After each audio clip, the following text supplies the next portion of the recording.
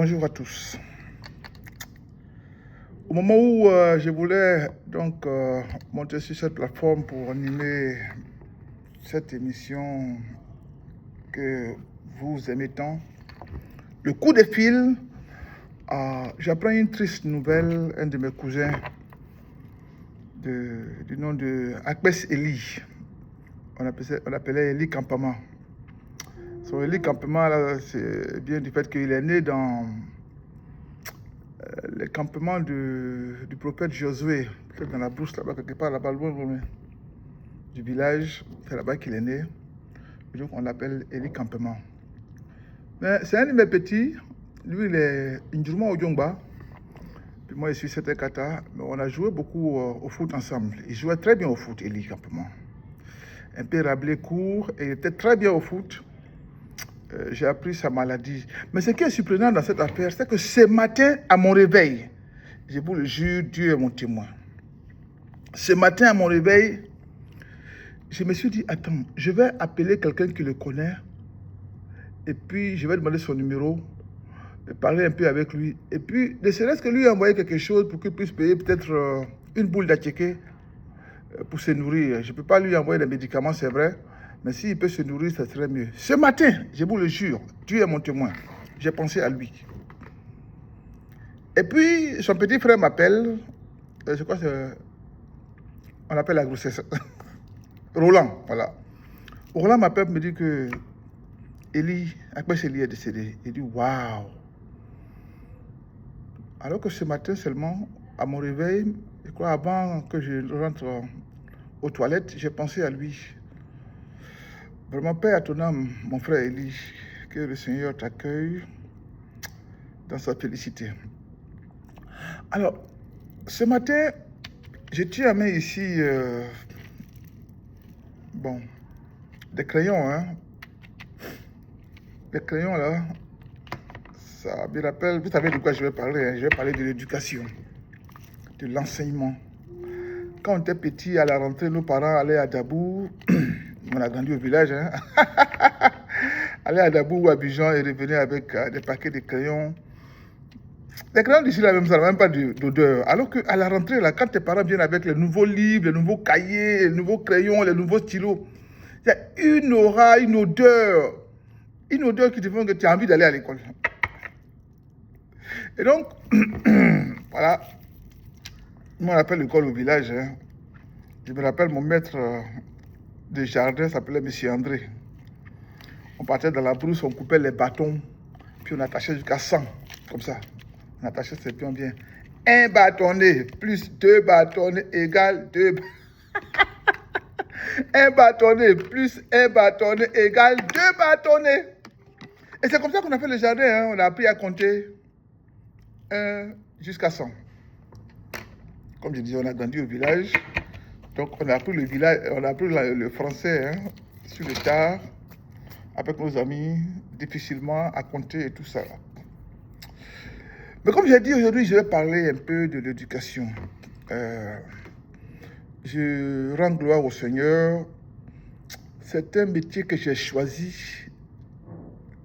depuis mon jeune âge. J'avais mon maître d'école, il s'appelait Monsieur Brongo,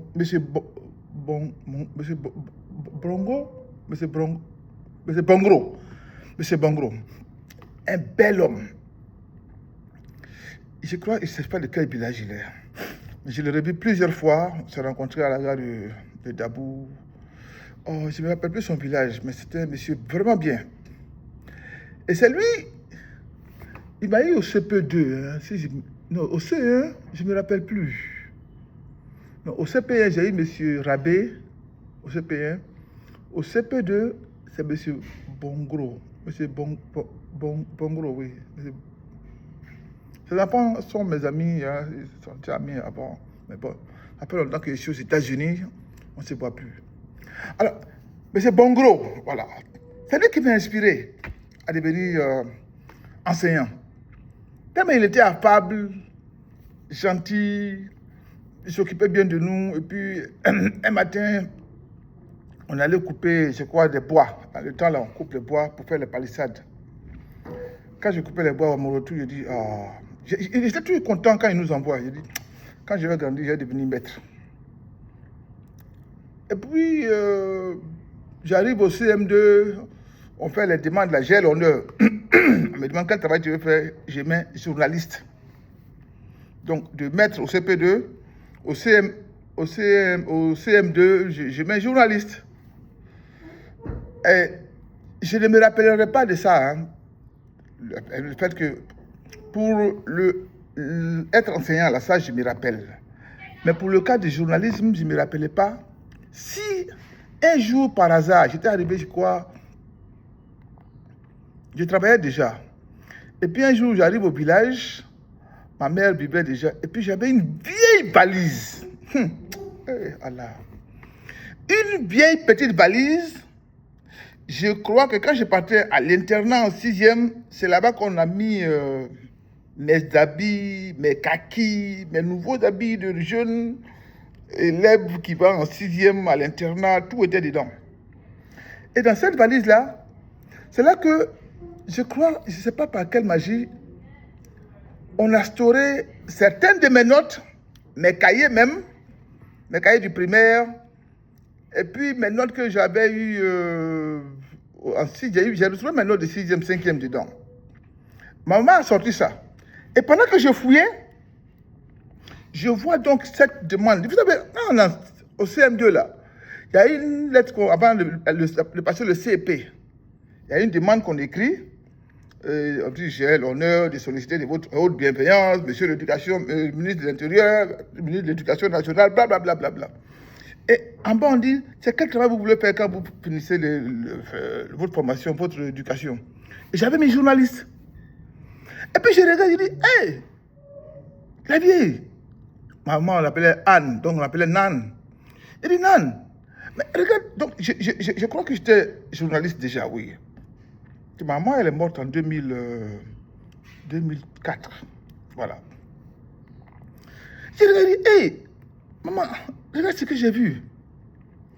J'ai mis journaliste. Et qui était déjà journaliste, j'ai dit, waouh, mais Dieu, après la Bible dit que tout ce que vous demanderez au Père, si vous croyez, vous allez le recevoir. Là. J'ai été enseignant, je suis enseignant, et j'ai été journaliste, je suis toujours journaliste. Je rends gloire à Dieu. Mais comme je disais, aujourd'hui, nous allons parler donc de l'éducation. Donc, je suis enseignant ici, aux États-Unis, ce n'est pas la même chose comme chez nous. Hein. Mais je vais vous parler d'un sujet très important. En fait, de plusieurs choses hein, qui concernent notre éducation et tout ça. Donc, c'est une causerie, et puis on va échanger. Bon, je ne cherche pas à convaincre, mais je vous donne juste mon avis. En 2008-2009,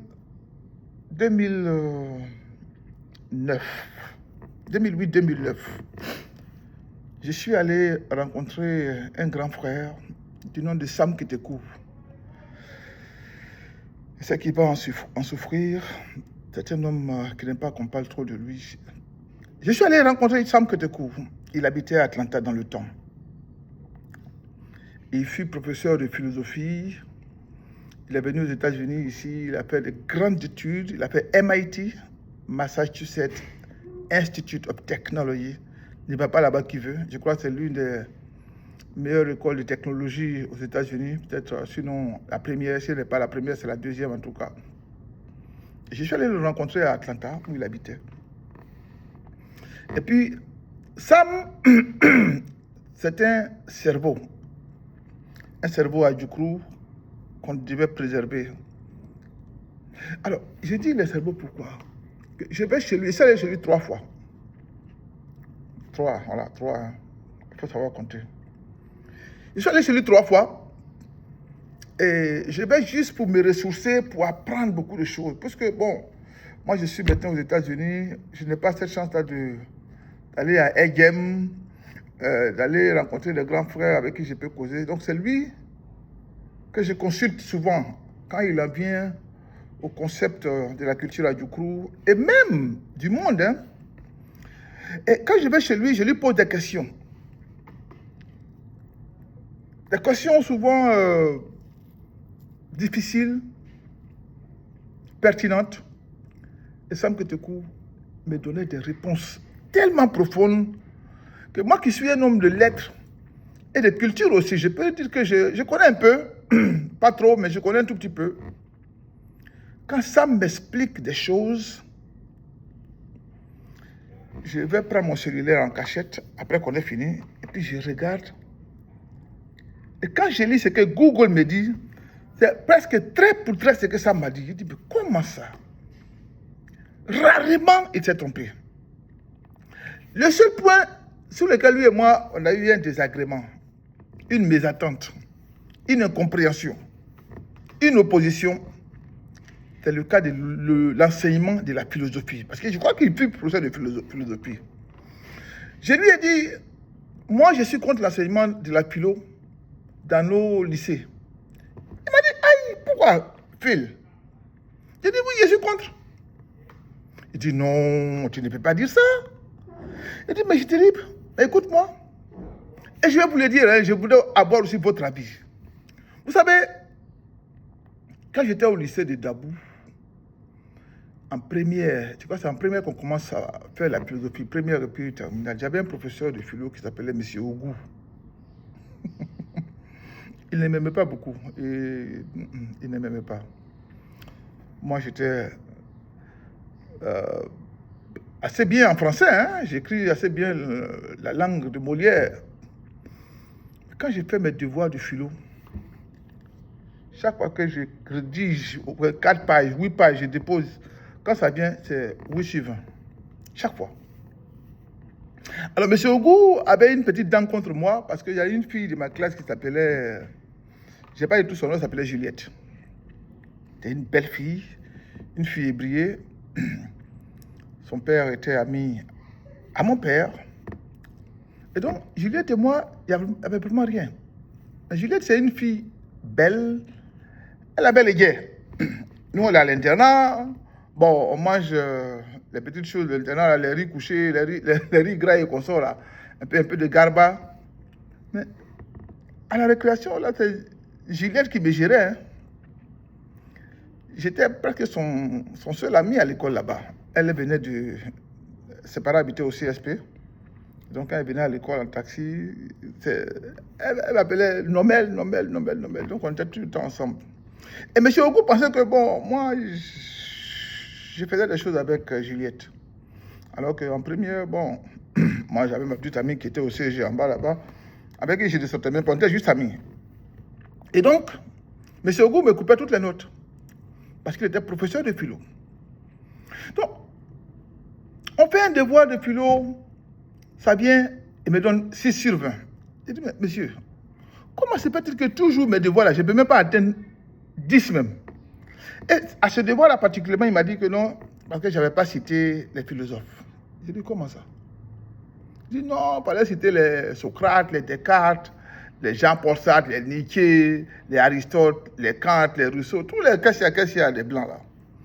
J'ai dit, monsieur, ce n'est pas parce que mon grand-père, qui est à Yassap, ou bien qui est à Passe, que j'ai ma famille là-bas, ou bien même à Debremont, n'a pas écrit, qu'il ne sait pas réfléchir. Je sais pouvoir les écouter, savoir les écouter, et mettre sur papier leurs pensées. Si je les cite, tu me donnes les notes. Non, il faut que je cite Socrate. Il faut que tu cites Platon. On a eu un débat houleux en classe, et depuis, il ne m'a pas aimé. Mais là où je l'ai choqué, on a fait un devoir, on appelle ça un devoir communal, non? On a fait un devoir communal de la ville en philosophie. Quand ma note est arrivée, j'ai eu 15 sur 20. Et quand il distribuait les notes, il m'a dit, ah, il y a des gens qui ont fait des mystères. Il a dit, non, hein. C'est chez toi, j'ai fait des mystères. Moi, je me connais, je connais ma valeur en philosophie. Mais voici le point sur lequel Sam et moi, on ne s'est pas compris. Comme j'ai dit, nous échangeons, nous bavardons, nous donnons et puis nous recevons aussi. J'aimerais recevoir. Moi, si par extraordinaire, si par prophétie, quelqu'un a prophétisé sur moi, je deviens ministre de l'Éducation. Les professeurs de philosophie, là, on va les réorienter. Ils ne vont plus enseigner ça. On ne va pas enseigner la philosophie à l'école. Pourquoi? C'est une perte de temps. Parce que j'ai dit à mon professeur, M. Ogou, paix à son âme, il serait décédé maintenant. Mes grands-parents qui habitent dans toute la région de Dabou, ils n'ont pas lu Kant. Ils n'ont pas lu Rousseau, Jean-Jacques Rousseau. Ils n'ont pas lu Aristote, Friedrich Nietzsche, les Sigmund Freud. Mais ils savent pouvoir réfléchir quand un problème est posé, donner leurs idées, donner leurs avis et résoudre ces problèmes-là. Comment se fait-il que moi, je vais venir m'asseoir dans une classe pendant 2 heures, 2 heures, en train d'apprendre philosophie, en train d'écrire. Le professeur parle, j'écris. Oh, philosophie. C'est pour aller où avec philosophie? C'est une perte de temps. Ce qui me cœur le plus, c'est les devoirs de philosophie. Oh. On donne un thème comme le travail fait le bonheur. C'est fini, hein? Ou bien on met le travail. Et l'élève que je suis, excusez-moi, il doit m'asseoir pendant 4 heures. Aïe. Vous savez ce que je peux faire en 4 heures? Si on me met dans un champ de manioc, je peux faire au moins 100 bitumes. Peut-être plus que ça. 4 heures. Je suis assis en train de réfléchir. Allez, tu réfléchis jusqu'à tu mens dans ta réflexion. Parce qu'on dit que tu veux être philosophe. Tu n'importe quoi. Je vais annuler ça. Alors, au jour d'aujourd'hui, où on parle l'heure de l'informatique, de l'intelligence artificielle, regardez les petits Chinois. Ah, petits yeux, les Shentok. À 4 ans déjà, ils sont sur les machines. Ils sont en train de fabriquer les petites choses. Ça là, ça vient de Chine. Ça vient de Chine. Ça vient de Chine. Ils fabriquent. C'est pas ça qu'on peut fabriquer à Abidjan ou bien à Yaoundé. C'est pas ça là. On ne peut pas fabriquer en Côte d'Ivoire. Mais on doit exporter tout ça là. Il faut réorienter nos priorités. Il faut revoir nos priorités. Les oripeaux de la colonisation, ça nous pèse. Et on accepte ça.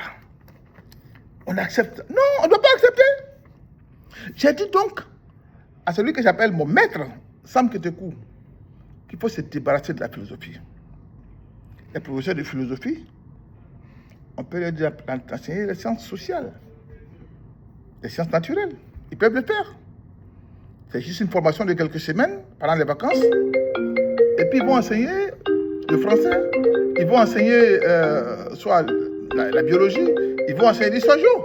Mais la philosophie, il faut le débarrasser de notre système éducatif. Faire un devoir pendant 4 heures, excusez-moi, pendant 4 heures, faire un devoir pendant 4 heures. Moi, j'enseigne ici aux États-Unis.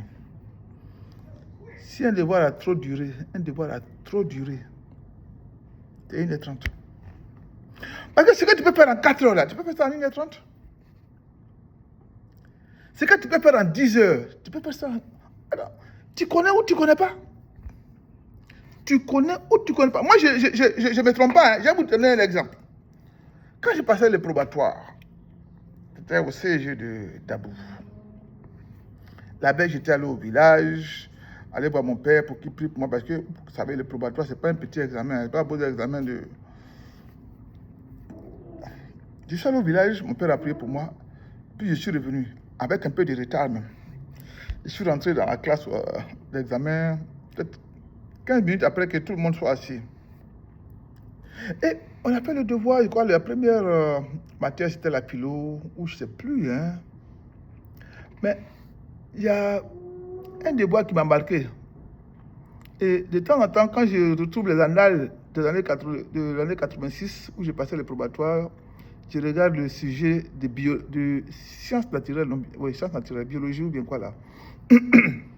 Ça y est encore là, si vous allez voir. Ils ont posé une question là, et puis ils disent, moi, de déterminer le sexe de l'enfant. C'est-à-dire, tu dois lire les données là qu'ils ont supposées, faire des croisements ici et là. Et puis, à partir de là, tu dois déterminer le sexe de l'enfant. Ah! Attends. faut respecter les gens. J'ai écrit en bas, littéralement, hein. J'ai dit, je ne suis pas Dieu. Je ne suis pas Dieu, c'est Dieu qui détermine les sexe des enfants. Et puis je suis sorti. J'ai fait mon devoir là, je ne sais pas, en 15 ou 20 minutes. Oh, c'était un devoir de 1h30. En 15 minutes, je suis sorti. Le super me dit, tu as fini? J'ai dit, j'ai fini. Si je dois réussir au bac, ce n'est pas ça là qui va me faire échouer. Je suis sorti. J'ai eu mon bac. Quand on m'a remis ma quittance, vous savez combien j'ai eu en biologie? D. J'ai eu 2 sur 20 en biologie. Mais j'ai eu les probatoires. Parce que, comme je disais, là, tu connais ou tu ne connais pas. J'allais m'asseoir devant philosophie pendant 4 heures. 4 heures, quand même. En 4 heures, si on m'avait appris à fabriquer des logiciels, à monter un petit ordinateur, ou même à être mécanicien, je serais en train de fabriquer des voitures. Mais j'allais m'asseoir en train de lire Socrate. Quand il dit là, tout ce que je sais, je ne sais rien. Descartes, je pense, donc je suis. Bon, est-ce que tu as vu des gens qui ne pensent pas, qui ne sont pas? Tout le monde pense. Tout ce que je sais, c'est que tu ne sais rien. C'est que tu ne sais rien. Mais donc toi, tu ne sais rien, mais moi, je vais venir savoir pour toi. C'est n'importe quoi. Il faut ôter la philosophie. C'est le premier changement que je vais apporter. Le deuxième changement, c'est les horaires. Vous savez, j'ai vécu à Port-au-Bouille 3, dans la cité de Port-au-Bouille 3. Et puis, souvent dans nos balades, tu vas donc, dans le temps, c'était le collège de Port-au-Bouille, ou bien le CG de Port-au-Bouille, un truc comme ça. Et tu rencontres des élèves qui disent, ah, moi je viens de Yopougon. Oui, moi je viens d'Abobo. Il dit, hein? Tu as quitté Yopougon pour venir ici, au CG de Port-au-Bouille? Oui. À quelle heure tu te réveilles? Ah, je me réveille là-bas à 6h du matin, parce que le cours commence à 7h. L'enfant a oublié de quitter chez lui à Yopougon à 6h du matin. Prendre au moins 2 ou 3 bus pour pouvoir être à l'heure à l'école. Ça doit changer. Ma proposition est que... Non. Ma proposition est que l'enfant vient à l'école à 7h ou à 8h, il finit à midi, il reste là, sous les arbres, ou bien à la plage, et attendre 15 heures pour reprendre le cours, finir à 18 heures, et puis repartir. C'est-à-dire, quand il arrive à la maison, il est 21 heures. Il n'a même pas le temps d'étudier ses leçons, de réviser ses leçons, de faire ses devoirs de maison, et puis revenir. Il est orienté vers le chèque. En 2004, il y avait le ministre Samani Nguessan qui est venu ici. On était allé dans un lycée du côté de Silver Spring. Silver Spring, c'est à côté de Washington, D.C. Et donc, l'ambassadeur du temps m'a appelé et dit, ah, puis j'étais encore donc correspondant de paternité matin ici aux États-Unis. Il m'a dit, ah, puis il y a le ministre qui est là, bien l'accompagner pour suivre un peu ce qu'ils font, et puis tu vas faire un reportage. Bien sûr, je suis parti. On arrive dans une école à Silver Spring. On dit, ah non, on va vous envoyer dans une classe où il y a des élèves d'élite là-bas. On arrive dans la classe, il voit 5 élèves. Ils prennent des classes spécialisées, approfondies. Donc, ils les préparent déjà à l'université. Déjà qu'ils sont à chose, hein, au lycée, ils prennent des classes qui les mènent vers l'université. Il y a d'autres qui prennent là. Et dans la classe, là, il y a 5 personnes. Il y a une fille, 4 garçons. Mais les garçons, il y a 2 blancs, il y a un noir dedans, et puis un coréen ou vietnamien. Donc, les petits noirs là, c'est un Ivoirien. Un jeune Djoula de Katiola, je crois. J'étais fier, j'étais content. Donc, j'approche mon petit après la visite, je l'appelle, mais mon petit, tu es fort, hein? Quand tu viens chez les blancs, et puis tu es dans la classe avec les... Il dit, hey, tonton, c'est pas que je suis fort, hein? Mais l'école d'ici, là, c'est facile. J'ai dit, ah bon? Quand tu étais à Abidjan, tu étais pas... Il dit, non! Abidjan était un élève normal, hein? Un élève moyen. Et je lui pose la question, qu'est-ce qui fait la différence entre l'école chez nous et l'école ici? Il dit, parce qu'ici, quand le professeur vient en classe, là, il ne se dit pas qu'il est au-dessus de tout le monde, hein, qu'il connaît tout. Il se dit que je viens donner le savoir à des gens qui ne les connaissent pas. Donc, il se met au même niveau que les élèves. Et tout ce qu'il connaît là, il dévoile ça, il ne le cache pas. Si tu prends un devoir et que tu n'as pas bien compris, on te permet de reprendre le devoir, de bien comprendre. Chez nous, au pays, c'est un mystère. Vous savez, j'ai parlé de philosophie. Mes contemporains qui vivent encore, je parle de mon voisin Alain Diacon, Oulaye. Au lycée de Dabo, on avait un professeur de philosophie, je ne me rappelle plus son nom. Il est grand de taille, bel homme, clair. Mais c'est un mystère, c'est une mystique. Quand il marche dans l'école, là, tout le monde se cache pour le regarder. Il fait peur, parce qu'on dit qu'il fait la philosophie. On nous dirait même qu'il serait Rose-Croix ou franc-maçon, un truc comme ça. Mais parce qu'il fait la philosophie, il est un mystère. C'est une mystique, une personne mystique. Mais, il est dans les profondeurs de la philosophie, où on parle de l'allégorie de la caverne. Donc, c'est un homme sombre, une personne bizarre, cachée, mystique. Et donc, ils grandissent, ils propagent cette idée-là que c'est des hommes différents de nous, parce qu'ils font la philosophie. On va changer ça. Donc l'enfant me dit, en Côte d'Ivoire, l'enseignement est barbare, difficile, parce que tu dois prendre ton crayon, écrire dans le cahier.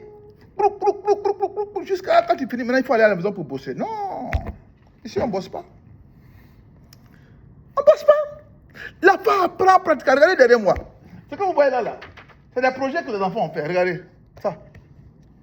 On a appris la ville, on a appris les rues, on a appris les maisons. Les enfants ont fabriqué une ville ici, qui s'appelait Brésil. Et c'est ça. Pas de projets. Moi, je ne me rappelle même pas de mes 50 ans d'études en Côte d'Ivoire. J'exagère un peu. Je n'ai jamais fait de projet. Jamais. Tout ce qu'on apprenait là, c'est de prendre le cahier et puis d'écrire. Prendre le cahier, écris. Tu vas à la maison. Oh, quand tu as dit ceci, oui, Ariel Sharon a dit ceci, puis tu vas partir. Puis tu viens à l'école, on dit que tu es intelligent. Non. L'enfant apprend en pratiquant. Donc, on va enlever la philosophie. Parce qu'aller faire un devoir pendant 4 heures, c'est de la folie. C'est de la folie. Je reviens donc à cet enfant qui vient de Port-au-Boué. Comme j'ai dit, on fait du va-et-vient un peu partout. Mais on va s'enseigner. On apprend l'un de l'autre. J'ai dit au ministre, à Mani Nguesson,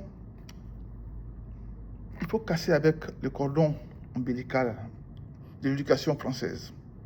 On peut le faire. Il m'a dit, ah non, on ne peut pas parce que tout vient de la France.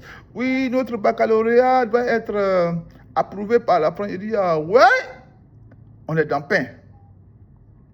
J'ai proposé comme ça que l'école commence à 9h le matin.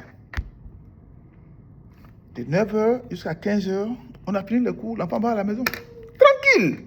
Le soir, s'il a du sport, il fait son sport, comme ce qu'on appelle l'OASU, ou son entraînement, jusqu'à 17h, il va à la maison. 2 heures d'entraînement, il va à la maison, tranquille.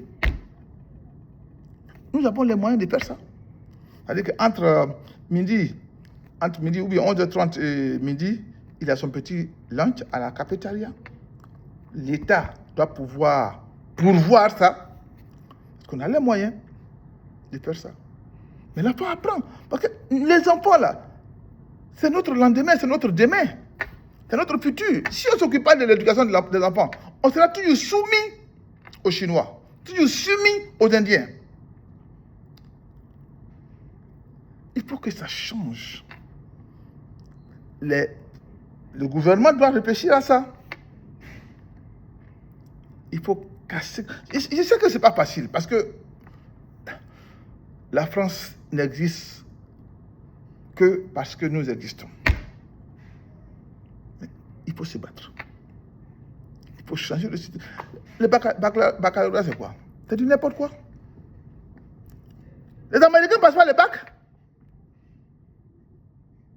Les Américains, ils ne passent pas le bac. Mais ils ne sont pas moins intelligents. Ici, là, c'est des tests suivis. Chaque trimestre, il y a 4 trimestres ici. 4 quarters, 4 trimestres, 2 mois. Et chaque trimestre, les enfants prennent des tests. Il y a 2 semestres. Chaque semestre, ils prennent des tests. C'est en continu. Et c'est tout ça là qui constitue que l'enfant, quand il finit, il dit, ah tiens, tu as bien travaillé, tu vas en classe supérieure. Il ne faut pas qu'on vous blague. Hein. Ici, on redouble. Hein. On redouble ici aux États-Unis. Bon, c'est des cas vraiment extrêmes. C'est des cas vraiment extrêmes. Mais un enfant qui va à l'école, pourquoi il va le doubler même? Pourquoi dans nos systèmes africains, là, il y a des écoles, on ne les redouble pas. On te forme pour que tu passes à la classe supérieure. Mais chez nous, on dit non, l'enfant n'a pas bien travaillé, il passe un examen, il a échoué. Quand un enfant échoue, ça veut dire que le professeur n'est pas bon. On doit pouvoir orienter l'enfant, lui donner les moyens pour qu'il se surmonte, qu'il se surpasse, pour qu'il avance. On va faire classement. Premier, deuxième, nous on était les premiers. Ça nous amène où? On va apprendre philosophie. Non! On était les premiers. Chaque année on fait classement. Non mais là c'est le premier. Voilà, c'est nous. On est allé où avec ça? Rien.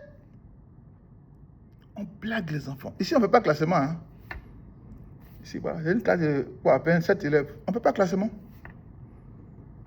On ne fait pas classement. L'enfant a ses notes, il a les moyennes, il continue. Il est fier. On va faire classement. Oh, il est premier de la classe. Et puis il y a des derniers, on les renvoie. Ou bien on les fait redoubler. C'est une perte de temps. Vous savez que ce système-là, rébarbatif qu'il est, moi j'ai enseigné un de mes collègues avec qui j'ai fait, un de mes camarades de classe. On a fait la seconde ensemble. Je l'ai enseigné en terminale. Je ne sais pas quand il s'est passé. C'est pas bon. Il faut revoir le système. Il faut revoir le système. Parce que, même en France, c'est rare, hein. Les Français même ont compris que leur système n'est pas bon. Ils copient, ils font un alliage du système américain et puis un peu leur système. Le bac est là toujours. Mais ce n'est pas un bac pour redoubler les gens. Moi, j'ai vu leur bac, les résultats. J'ai fait un séminaire il y a 6 ans de cela, où on nous a montré un peu les résultats du bac français. Si vous avez 100 élèves dans une région, presque 98 passent le bac. Ça ne veut pas dire que tous sont intelligents, hein? Mais ça veut dire parce qu'ils ont compris que faire redoubler les enfants, c'est une perte de temps. Et que le bac qu'on nous donne là, ça ne sert vraiment à rien. C'est juste un papier. C'est un papier qu'on nous donne. Et ça nous fatigue. Vous passez le bac, on débloque tout un système, les moyens qu'il faut aller étudier. Ça met la psychose dans l'esprit des élèves. Oh, le bac arrive, tout le monde a peur. Je me rappelle encore une fois quand on était au lycée de Dabou, nous avions des frères là, qui passaient en terminale C ou en terminale D. Pour aller étudier là, ils ont des gros livres comme ça. Et ils vont faire, on appelle décapi. Et quand c'est une théorie mathématique, faire le tour, le cercle. Donc ils vont étudier à 18h, ils ne rentrent qu'à 6h du matin pour aller dormir. Je dis, mais, grand frère, c'est quoi tout ça là? Moi, je ne fais pas décapi, hein. Moi, je vais à 18h, à 21h, je vais me coucher tranquille. J'ai eu le bac. Décapi. La femme doit aller étudier jusqu'à... Sa tête même là est fatiguée. Il faut revoir ça. Il faut alléger les choses aux gens. Mais au demeurant, il faut réorienter notre système éducatif vers ce qui est concret, ce qui est pratique, ce qui est manuel. L'enfant apprend l'agriculture, l'enfant apprend les sciences biologiques, l'enfant apprend l'informatique, l'enfant apprend le sport. Qu'est-ce que je dois dire encore? L'hôtellerie. l'infirmerie. Dans mon école ici, il y a une branche où les enfants, ils viennent apprendre le français. Hein? Quand ils sortent de classe de français, ils vont apprendre l'infirmerie. Il y a des élèves qui ont 18 ans qui travaillent déjà dans les hôpitaux. Dans l'emploi du temps, excusez-moi, dans l'emploi du temps là. Il y a un temps qu'on leur donne, à partir de, ils viennent à l'école à 8h, 8h30, à partir de midi, dans les programmes, surtout les élèves de première et terminale, hein, on allège un peu les programmes. L'enfant finit à 13h, les 2 heures qui restent là, il va faire son stage. Déjà en terminale, il va être infirmier. Il va dans les hôpitaux, University of Maryland. Il va apprendre l'infirmerie. Quand il finit son bac là, il est déjà orienté, c'est ça qu'il fait. Moi, ma voiture, ma petite Koyo là, avait une panne. Ok? Ils ont un garage ici où les enfants vont apprendre la mécanique. J'étais dépassé. En fait, c'est la première école où je suis parti et où j'ai vu ça. Donc, ils font la maçonnerie, ils font la plomberie, ils font la mécanique, ils font l'infirmerie. Et puis quoi encore là? Oui. Je crois qu'ils ont 5 matières. Les enfants transitent. Tu choisis, tu dis bon. Parce qu'ils se disent que les Américains se disent que tout le monde n'est pas habilité à aller apprendre la philosophie, hein, ou bien aller dans les grandes écoles pour apprendre l'économie, les sciences politiques et tout ça. Non. Le petit noir qui est là, il veut sortir de l'école, aller travailler. Il n'en mérite pas moins. Il n'en mérite pas moins. Parce qu'un infirmier d'État ici, vous savez comment il fait? Moi, mon ex, c'était infirmière d'État. Infirmière diplômée d'État. Elle ne fait pas moins de 90 000 $ l'année. Faites le calcul en français. Attends, la vie, c'est quoi? C'est le ningri? C'est l'argent? Moi, quand mes enfants sont arrivés ici, il ne faut pas vous fatiguer. Il fait non, je vais être docteur, il va te dire, ne vous fatiguez pas. Allez prendre des choses concrètes. Tu as fait 10 ans à faire la médecine. Ton ami qui a fait l'informatique, là, quand il a fini, en 4 ans, le temps que toi, tu finis tes autres 6 ans, là, vous avez presque le même salaire.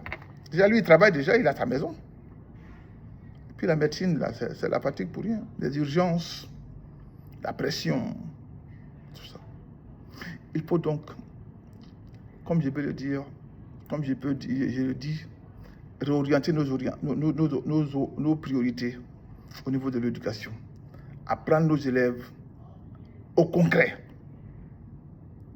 Au concret. Nous avons les moyens, nous avons ce qu'il faut. Revoir nos écoles, revoir notre emploi du temps pour que les enfants puissent être de façon optimale, être ceux-là qui vont prendre après nous. Pour conduire le bateau Ivoire, le bateau Afrique. Je vous remercie, c'était juste ma petite opinion. Si vous êtes d'accord, dites-le moi. Si vous n'êtes pas d'accord aussi, donnez-moi, moi aussi j'apprends. Donc, merci de vous abonner. Vous êtes donc sur la page Le Coup de Fil. C'est pas le coup de poing, le coup de fil. Merci beaucoup. Et puis on se prend une prochaine fois. Allez, bye bye.